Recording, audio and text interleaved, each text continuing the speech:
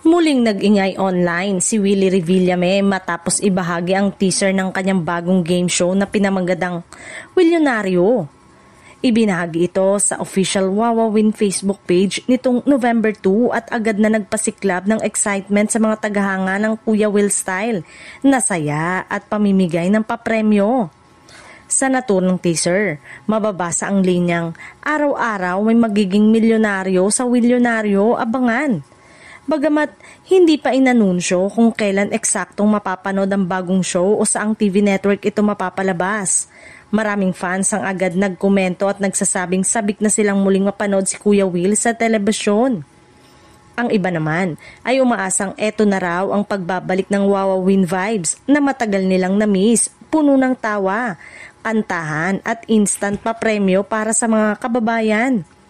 Matatanda ang ilang buwan ng tahimik si Kuya Will sa TV matapos sa mga balita tungkol sa pagtatapos ng Wowowin sa All TV.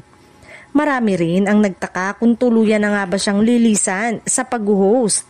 Ngunit sa bagong teaser na ito tila malinaw na handa na siyang muling magpasaya sa mga manonood. May mga espekulasyong posibleng mapanood ang Willionario sa TV5 o online platform ng Wowowin Entertainment, ngunit wala pang opisyal na kumpirmasyon mula sa kampo ni Willie.